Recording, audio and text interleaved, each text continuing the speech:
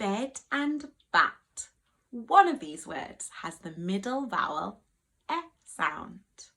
Which one has the e in the middle of the word? Let's say the word slowly. Bed, bed, bed, bed. Bat, bat, bat, bat. Which one has the e in the middle? Bed, bat. B-e-ed. Bed.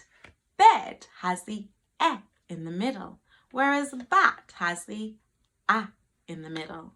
So the short vowel in the middle of bed is e.